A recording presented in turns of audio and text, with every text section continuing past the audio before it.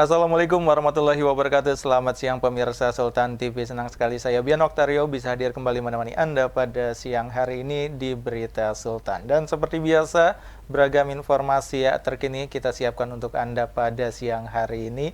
Dan pada siang hari ini kita akan memberikan salah satu pembahasan yang lumayan cukup hangat menjadi perbincangan di antara masyarakat, yaitu mengenai pembangunan ibu kota negara alias IKN Nusantara yang saat ini memang masih terus digulirkan.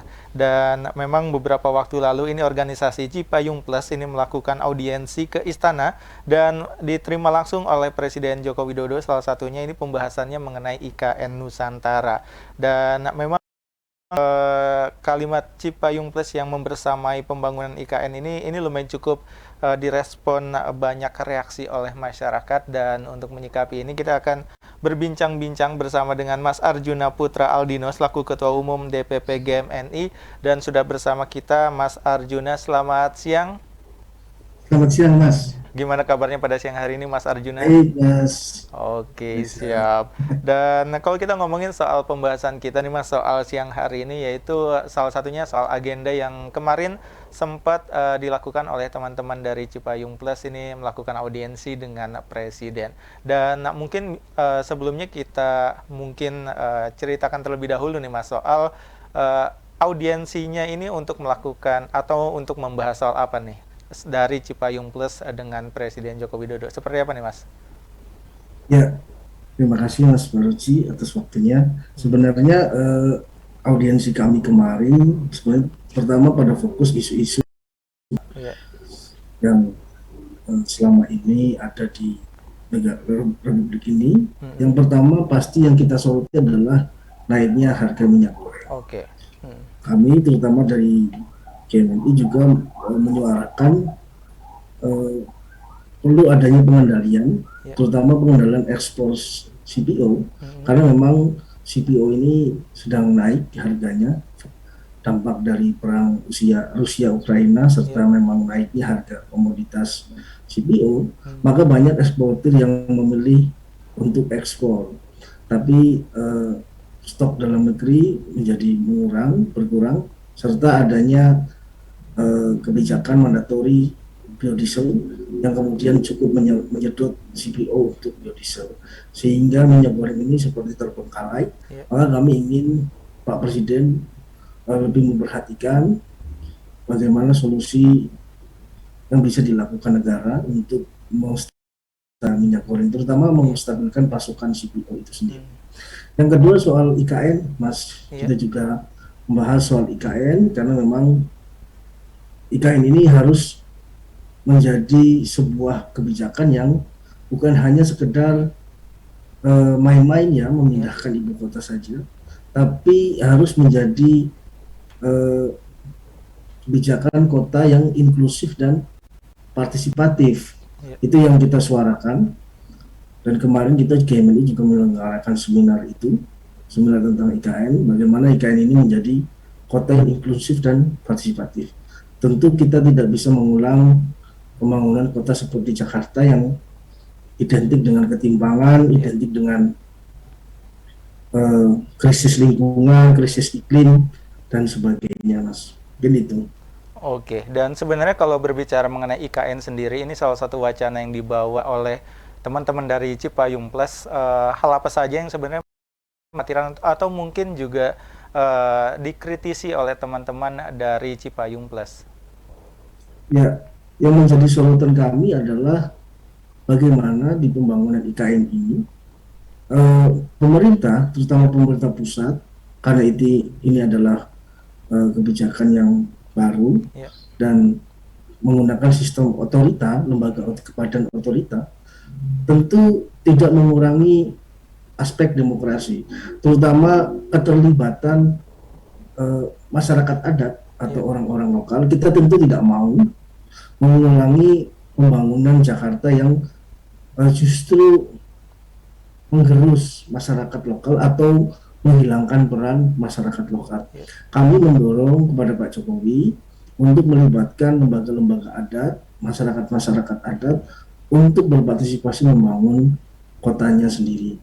Dari situ IKN menjadi kota yang inklusif, bukan lagi kota yang model hanya pembangunan ekonomi, hanya memenuhi ekspektasi investor, tapi tidak melihat kebutuhan masyarakat lokal, terutama masyarakat asli pribumi, yaitu masyarakat adat dan sekitarnya.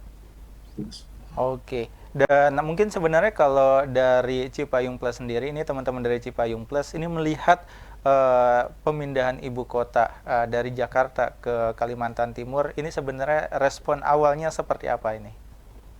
Ya, tentu beragam. Ada teman-teman yang kemudian sebenarnya masih mempertimbangkan hal-hal yang sifatnya apakah terutama dalam keputusan kebijakan ini, Mas. Yeah. Jadi memang kebijakan ini dalam mekanisme pengambilan keputusannya memang kita anggap waktu itu terlalu cepat. Yeah. Di mana undang-undang IKN secara mekanisme memang ya singkat dan kurang melibatkan partisipasi publik. Tapi sebenarnya kalau kita ingin bicara IKN, kita tentu sebenarnya kalau kami mahasiswa ya, kami sudah mengantongi berbagai macam kajian, terutama tentang beban Jakarta sebagai ibu kota. Kita tahu bahwa hampir 20%, 17% sampai 20% wilayah Jakarta itu di bawah permukaan air laut. Yeah. Dan itu tidak baik untuk pembangunan Jakarta ke depan. Bahkan NASA misalnya memprediksi Jakarta akan tenggelam. Nah, yang kedua soal krisis iklim dan krisis lingkungan yang berkaitan dengan misalnya polusi udara. Jakarta dalam beberapa macam indeks, terutama yang dikeluarkan oleh The Economist Intelligence Unit misalnya, Jakarta termasuk kota yang kualitas udaranya sangat buruk dibanding kota-kota yang lain. Begitu kriminalitas. Nah, ini juga Jakarta tergolong kota yang tidak aman. Bahkan keamanan digital, keamanan kesehatan, keamanan infrastruktur, terutama yang kami sorot yang terbaru adalah keamanan digital. Jakarta ini kurang didesain untuk menjadi kota yang punya security cyber yang kuat. Ini kan berbahaya untuk kota di masa depan. Sebenarnya itu kajian-kajian kami sebenarnya mendorong IKN ini agar menjadi kota yang lebih baik dibanding Jakarta.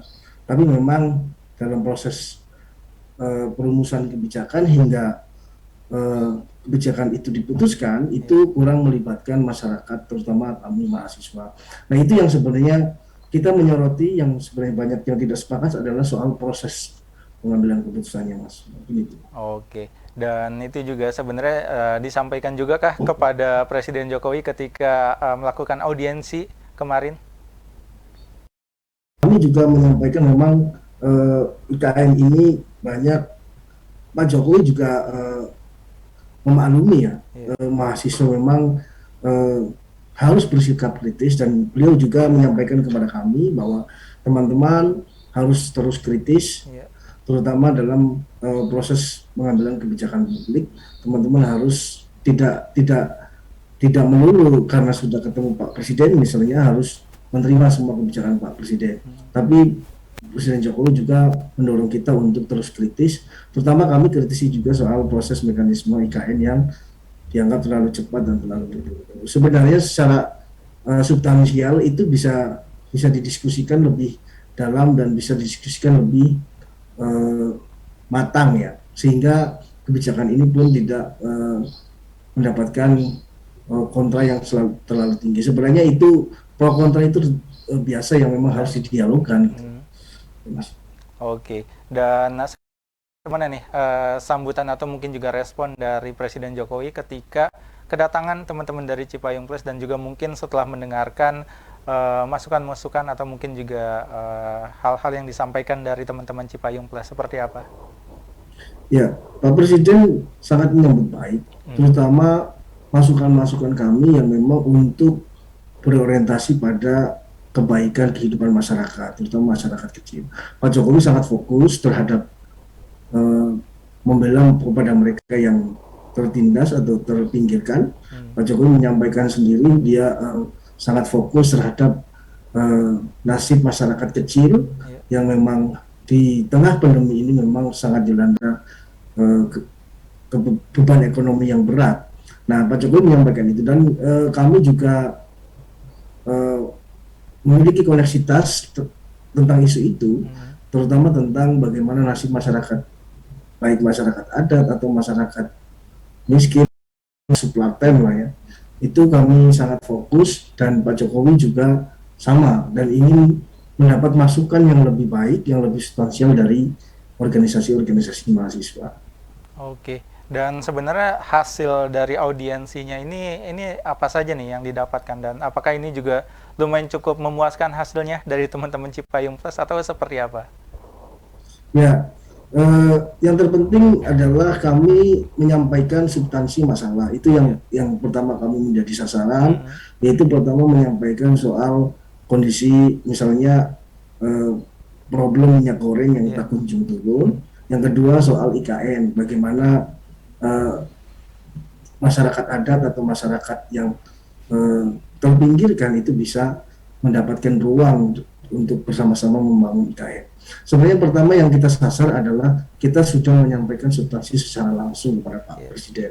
Tentu kami harapkan Pak Presiden dan atau seluruh pembantunya itu bisa segera merespon berbagai macam dan harapannya ini nanti dengan ini ke depan Pak Presiden bisa menugaskan para menterinya untuk menerjemahkan uh, aspirasi kami kepada langsung menuju kepada kebijakan teknis dan praktis yang nyata. Itu yang sebenarnya kami harapkan dan pasti tentu kita tunggu bersama bersama-sama kita kawal. Ya. Tentu ini nggak bisa langsung ya, Benar. tidak bisa langsung. Tentu kita beri waktu kepada Pak Jokowi dan pembantunya untuk menerjemahkan aspirasi kami dan kita bersama-sama kawal, bersama-sama pantau bagaimana perkembangan IKN. Saya dan kami berharap dialog kami tidak cukup hanya sebatas itu. Ke depan saya juga berharap dan teman-teman Cipayung Pak Jokowi bisa dalam segala hal, pemerintah pada umumnya ya, bukan hanya Pak Presiden Jokowi, terutama pemerintah pada umumnya, baik presiden, menteri, itu dalam mengambil kebijakan harus mempertimbangkan partisipasi masyarakat. Ya. Jadi harus mendengarkan suara rakyat, suara masyarakat yang memang punya aspirasi, memang punya pandangan yang memang harus diserap aspirasinya dan kemudian bisa diterjemahkan ke dalam kebijakan teknis dan praktis. Itu yang harapan kami sebenarnya, yang kami harapkan dan kami tujuan kita adalah membuat pemerintah ini bisa lebih terbuka dalam pengambilan keputusan publik. Begini. Oke. Dan mungkin setelah pertemuan atau mungkin juga audiensi dari teman-teman Cipayung dengan pemerintah, khususnya Bapak Presiden Jokowi, ini sudah adakah kira-kira gitu tanda-tanda atau geliat dari pemerintah yang seperti merespon atau juga mungkin menjawab aspirasi-aspirasi dari teman-teman Cipayung Plus saat ini? Seperti apa? Harapannya ke depan kalau kita bisa dialogkan ulang ya. Dalam pembangunan IKN kan memang ini pemerintah lagi sedang fokus bagaimana mencari pendanaan untuk pembangunan IKN. Nah, ke depan kita harapkan ada dialog yang lebih paripurna, tentu bukan hanya dengan Pak Presiden ya. Kami harapkan para menteri misalnya yang terlibat dalam pembangunan IKN seperti Pak Penas, Kementerian Dalam Negeri ataupun Menpan RB misalnya atau yang lain-lain yang terkait dengan pembangunan ini tentu bisa membuka komunikasi publik yang lebih luas karena memang harapan kami seperti itu dan Pak Presiden sudah meresponnya dengan baik, bahkan mendorong kita untuk tetap kritis. Nah, artinya apa? Pak Presiden ini ingin memberikan sinyal kepada para menterinya bahwa dia harus juga membuka komunikasi luas sehingga seperti kami misalnya organisasi Cipayung bisa menyampaikan aspirasinya sehingga jangan sampai saluran-saluran komunikasi publik ini mampet Gara-gara misalnya para menterinya tidak mengerti atau tidak memahami apa yang diinginkan Pak Presiden, maka terjadi banyak hal yang tidak kita inginkan, misalnya demonstrasi di Iya. lapangan atau dan sebagainya. Nah itu yang kami harapkan sebenarnya. Sebelumnya kami berharap para menteri pembantu Pak Presiden, terutama yang memegang kebijakan teknis, itu bisa membuka ruang dialog komunikasi publik yang luas. Jadi tidak berhenti pada Pak Presiden.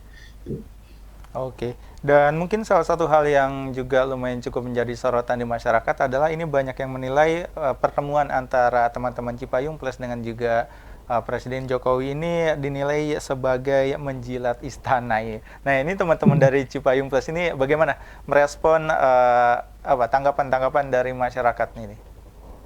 Ya, karena kami tetap objektif Ya. dalam menyampaikan, dalam berdiskusi dengan Pak Presiden, dan Pak Presiden juga tidak mengharuskan kami menebarkan pujian misalnya dan sebagainya, dan tidak ada statement dari kami yang langsung kemudian memuji-muji istana ataupun memuji-muji kebijakan Pak Presiden. Kami tetap objektif, kita berdiri di atas sains dan ilmu pengetahuan untuk melihat kinerja pemerintah, dan pemerintah juga tidak menginginkan uh, dirinya terus-menerus dipuji. Iya. Nah, karena memang tentu dalam setiap pembangunan atau pemerintahan semua butuh check and balance. Kritik dari kita juga diperlukan oleh pemerintah, dan pemerintah tidak melarang kritik itu, dan kritik itu selagi dia rasional, masuk akal, tidak ada uh, indikasi mengarah kepada misalnya politik praktis, indikasi untuk menyerang pribadi atau hal-hal yang kaitannya dengan sentimen, itu saya kira tidak masalah, dan itu bukan hal yang dialog antara warga dengan pemerintahnya, Iya. antara warga dengan negara, dengan para pemangku kebijakan atau dalam hal ini penyelenggara negara, itu dialog yang wajar dalam skema masyarakat demokrasi. Jadi saya kira argumen-argumen atau asumsi-asumsi yang mengatakan bahwa kita menjilat itu saya kira tidak punya landasan teoritis dan landasan asumsi dasar yang jelas gitu. Karena memang dialog, misalnya sebuah audiensi, kita bertukar pikir, kami sebagai warga negara menyampaikan aspirasinya kepada Pak Jokowi sebagai penyelenggara negara, itu hal yang wajar di dalam masyarakat demokratis. Oke. Dan mungkin kalau teman-teman Cipayung Plus sendiri ini apa ini yang sudah dilakukan atau mungkin juga akan dilakukan untuk membuktikan bahwa teman-teman Cipayung Plus ini tetap memberi kontrol sosial kepada pemerintah dan juga mungkin akan tetap kritis seperti apa?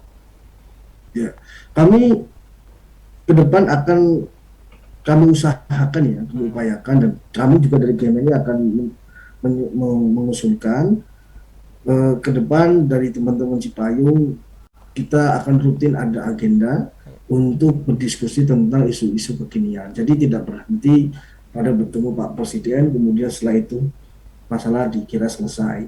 Tentu kita harus menjalankan sebuah, misalnya forum-forum dialog-dialog antar kelompok Cipayung untuk mengkaji masalah-masalah isu kekinian. Itu yang bentuk komitmen kami untuk terus mengawal, dan pasti tentu di internal masing-masing, misalnya kayak GMNI, PMII, HMI misalnya, tentu mereka juga punya fokus isu masing-masing, punya lembaga kajian strategis masing-masing yang punya fokus isu yang ingin mereka perjuangkan, dan ini yang akan kami dialogkan terus-menerus sehingga pengawalan terhadap kebijakan publik itu terus-menerus berjalan. Oke, dan mungkin kalau kita kembali membahas soal IKN sendiri, ini sebenarnya apa yang perlu diperbaiki atau mungkin juga perlu dilakukan ini untuk masyarakat, di mana saat ini kita melihat masih banyak juga masyarakat yang memberikan penolakan terhadap pembangunan dari IKN sendiri. Sebenarnya apa yang perlu diperbaiki dan apa yang perlu diupayakan kembali, khususnya mungkin oleh pemerintah? Ya, tentu yang harus dilakukan pemerintah, terutama kritik dari kami ya, dari DPP GMNI dan mungkin teman-teman mahasiswa pada umumnya, bahwa pembangunan kota ini bukan hanya soal pembangunan teknis, soal perkara teknis. Nah, sehingga pemerintah tidak boleh hanya menggunakan pendekatan yang teknokratis. Nah, ini yang kami kritik. Berkali-kali pemerintah selalu eh, yang ditampilkan ya di publik, misalnya persoalan infrastruktur, persoalan tata wilayah kota. Oke, itu baik, itu adalah bagian dari pembangunan kota. Tapi masalahnya dalam pembangunan kota, dia bukan hanya perkara soal infrastruktur fisik saja, tapi di dalamnya ada warga negara, ada soal problem sosial yang akan kemudian dialami oleh yang akan terjadi pada pembangunan kota itu, atau yang ada di dalam bagian pembangunan kota itu. Maka kami mengusulkan sebenarnya pemerintah tidak hanya menggunakan pendekatan teknokratis, tapi harus menggunakan pendekatan yang partisipatoris.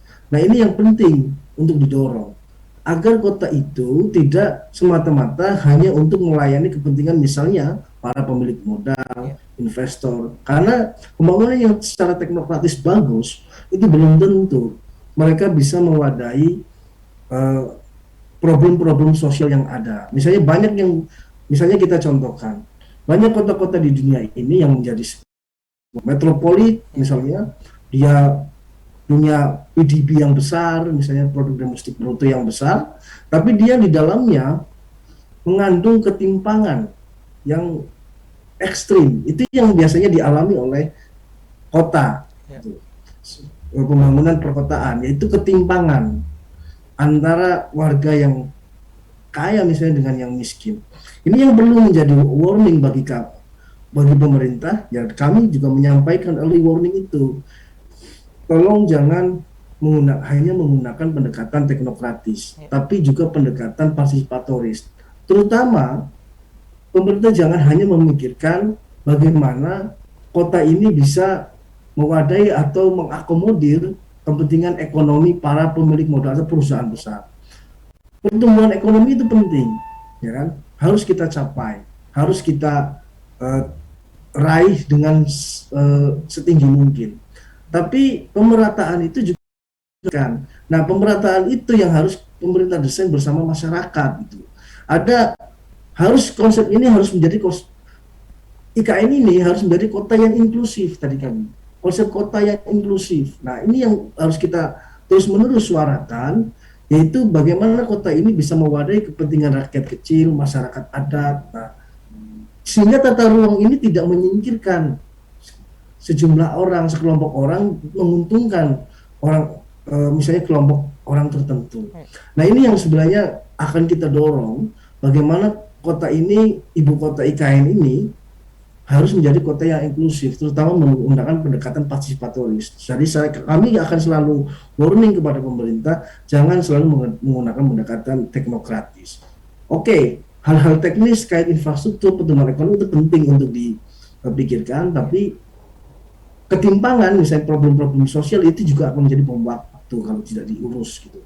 Mungkin itu saja, Mas. Oke. Dan kalau melihat ini juga masih banyak selain masyarakat, tapi juga ada beberapa mahasiswa yang juga masih cukup ibaratnya memberikan penolakan terhadap pembangunan dari IKN. Sebenarnya seberapa penting peran dari mahasiswa sendiri ini untuk menyukseskan dari pembangunan IKN, dan mungkin juga bisa membawa IKN ini memberikan manfaat untuk masyarakat Indonesia juga pada umumnya. Iya, penolakan itu sebenarnya kita saat ini sadar bahwa kebijakan ini mungkin dalam prosesnya kurang melibatkan masyarakat atau tidak membuka ruang komunikasi politik yang luas. Nah, maka terjadilah penolakan. Banyak mahasiswa atau masyarakat yang hanya membaca versi media. Nah, di media-media sosial, di media-media massa yang itu rawan adanya pembelintiran atau misinformasi atau disinformasi. Nah, ini yang sebenarnya ini kan problem komunikasi politik pemerintah sebenarnya, mengkomunikasikan program dan apa yang dia inginkan. Nah, tapi kalau kita sebenarnya kaji dalam-dalam, kalaupun kita menolak IKN misalnya, tapi kita tahu bahwa Jakarta ini menggendong atau memiliki beban yang sangat-sangat sulit untuk diselesaikan. Misalnya tadi, beban ketimpangan, beban krisis iklim, krisis lingkungan, dia 20% daerah wilayah di Jakarta itu di bawah permukaan air laut. Dia mengalami krisis polusi udara. Belum lagi soal krisis air bersih. Belum lagi banjir bandang yang selalu yang dialami oleh Jakarta. Hal-hal semacam ini kemudian akan menjadi sesuatu yang akhirnya multi bencana. Karena masalahnya banyak, kompleks, tidak bisa diatasi. Kalau mau diatasi, dia butuh berapa tahun. Kita kan tidak mungkin terus-menerus membangun reklamasi, kan tidak mungkin seperti itu.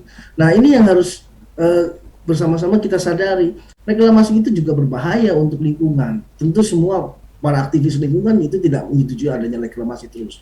Nah, kalau kita masih mempertahankan Jakarta sebagai ibu kota, itu resiko-resiko tentang bencana, terutama krisis lingkungan, krisis udara dan sebagainya, krisis multidimensi itu siapa yang akan menanggulangi? Itu berdampak pada anak cucu kita. Itu yang harus kita pikirkan. Jadi menurut saya IKN ini sebenarnya secara konsep sudah baik, secara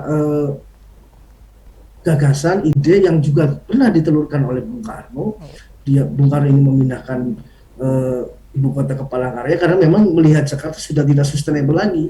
Nah, tapi ini ada komunikasi politik pemerintah sehingga banyak mahasiswa yang bersikap untuk menolak. Karena memang ada disinformasi dan misinformasi, ada informasi yang tidak utuh yang diterima oleh masyarakat. Nah, ini yang menjadi PR para PR pemerintah yang harus bekerja keras seharusnya, tidak hanya sekedar membuat rilis versi resmi dan sebagainya. Harus ada memang upaya-upaya edukasi kepada masyarakat yang lebih masif. Mungkin itu, Mas. Oke, dan mungkin kedepannya apa yang akan dilakukan teman-teman dari Cipayung Plus untuk mengawal dari pembangunan IKN ini supaya mungkin pembangunan IKN ini sesuai lah dengan harapan masyarakat dan juga sesuai harapan dari teman-teman Cipayung Plus? Iya, pertama kita akan lebih dulu akan mengumpulkan berbagai macam aspirasi dari masyarakat. Terutama kita akan berdialog dengan masyarakat lokal di sana, di Kalimantan Timur, dan kami kalau kami GMNI kita punya Dewan Perwakilan Daerah di sana, punya cabang di sana yang nanti kami juga akan mintai kajian kira-kira dari sudut pandang local wisdom itu seperti apa dalam memandang ibu kota negara ini, terutama di daerah-daerah penyangga juga yang akan kita coba cek pandangan mereka, coba cek pandangan masyarakat di sana, dan tentu yang kedua isu-isu strategis nasional yang harus kita suarakan.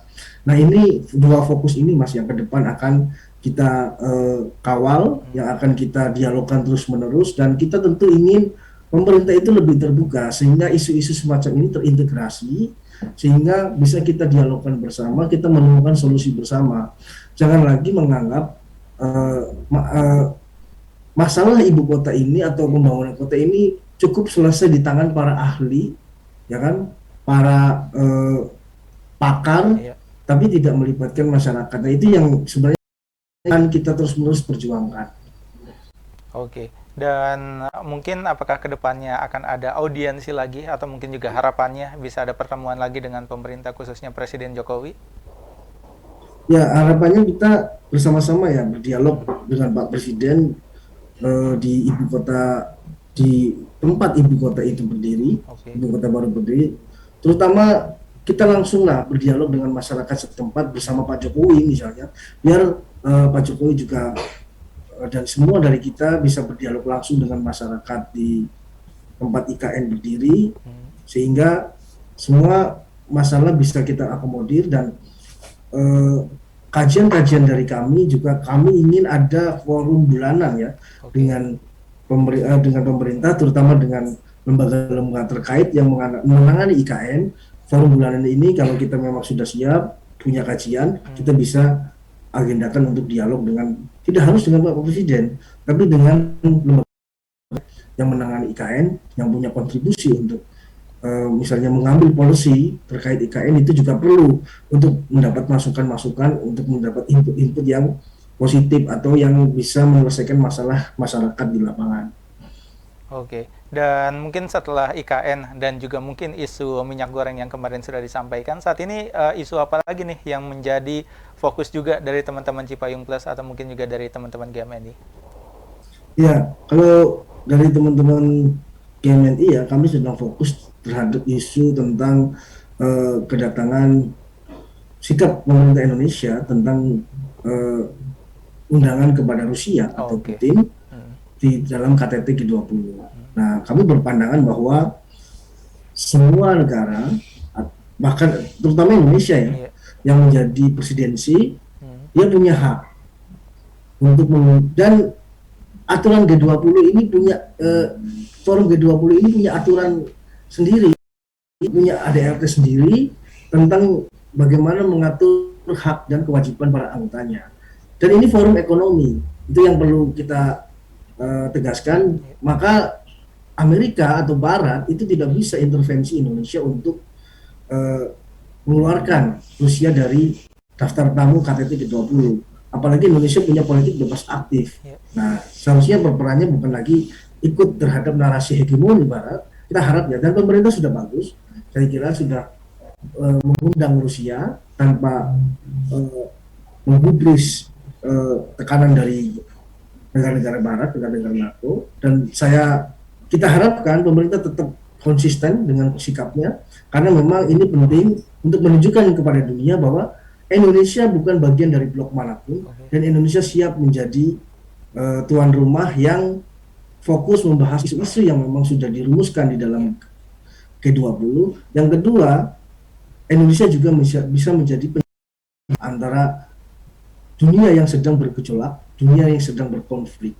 Nah, kita harapkan nih ada kepemimpinan global dari Indonesia yang dimunculkan oleh yang dilahirkan oleh bangsa kita, yang dulu pernah kita lihat, yang dulu pernah kita rasakan, yaitu di era kepemimpinan Bung Karno, di mana Bung Karno bisa menjadi solidaritas maker di antara para negara-negara global, terutama negara-negara Asia Afrika, negara-negara non-blok, untuk mengatasi dunia yang sudah tidak seimbang waktu itu, yang banyak dirumbung atau dilanda perang dingin Iya. antar blok. Nah, ini momentum menurut saya, momentum pemerintah Indonesia untuk menunjukkan kepada dunia bahwa kita punya konstitusi, kita punya pengalaman menjadi pemimpin global. Oke, baik. Terima kasih Mas Arjuna waktunya dengan ngobrol-ngobrol dengan kita pada siang hari ini. Dan mungkin terakhir nih Mas, apa yang mungkin mau disampaikan kepada masyarakat terkait mungkin juga pembangunan IKN dan juga mungkin pandangan masyarakat terhadap Cipayung Plus saat ini seperti apa? Ya, untuk IKN ya, kita mungkin mesti fokus terhadap bagaimana upaya menyelamatkan Jakarta dari krisis multidimensi. Itu yang harus kita fokuskan, bahwa kita tidak bisa mempertahankan Jakarta terus-menerus menjadi ibu kota. Karena memang Jakarta itu semuanya sudah di bawah standar. Air bersihnya sudah di bawah standar. Udaranya sudah di bawah standar. Permukaan air lautnya sudah di bawah permukaan air laut. Nah, ini yang menjadi bahaya. Dia bisa menciptakan bom waktu yang kemudian menciptakan penyakit multidimensi, penyakit sosial, penyakit ekonomi, bahkan penyakit bencana besar. Dan itu sekelas ibu kota itu tidak sustainable. Kalau kita sudah punya data itu, punya prediksi-prediksi itu, asumsi-asumsi proyeksi-proyeksi itu, harusnya kita melakukan sesuatu. Dan saya kira pembangunan IKN ini sudah tepat. Hanya komunikasi politiknya yang buruk. Dan satu yang tidak boleh ketinggalkan, bahwa kita berharap pembangunan IKN itu bisa menciptakan konektivitas di antara wilayah di Indonesia. Selama ini Jakarta menjadi dominan, menjadi hegemoni. Jawa dan Jakarta terutama menjadi satu-satunya pusat pembangunan ekonomi, industri, dan sebagainya. Dan ini tidak bisa diteruskan. Kita harus membangun konektivitas untuk pemerataan. Karena kita negara kepulauan, Archipelago State, kita harus ingat itu. Dan konektivitas itu sangat penting. dan harapannya IKN itu bisa terjadinya atau mendorong terjadinya konektivitas di antara wilayah Indonesia sehingga keadilan sosial itu bisa terwujud. Terima kasih, Mas. Oke, baik. Terima kasih Mas Arjuna sekali lagi sudah membersamai kita pada siang hari ini di Berita Siang. Mudah-mudahan kita bisa berjumpa lagi di lain waktu dengan pembahasan lainnya. Sekali Siap, lagi Mas. terima Terima kasih ya. kasih. Oke, baik itu Terima kasih, dia. Mas. Terima kasih dan itu dia pemirsa Sultan TV perbincangan kita pada siang hari ini bersama dengan Mas Arjuna Putra Aldino selaku Ketua Umum DPP GMNI tentang pembahasan kita pada siang hari ini yaitu konstelasi pergerakan mahasiswa di tengah pembangunan IKN. Mudah-mudahan dari perbincangan kita pada siang hari ini bisa kembali membuat kita semakin optimis lagi terhadap Indonesia dan juga membuat kita lebih terbuka lagi informasinya. Dan kita akan berjumpa lagi di Berita Sultan edisi selanjutnya. Akhir kata saya Bian Oktario undur diri bersama kerabat kerja yang bertugas. Akhir kata wassalamualaikum warahmatullahi wabarakatuh dan sampai jumpa.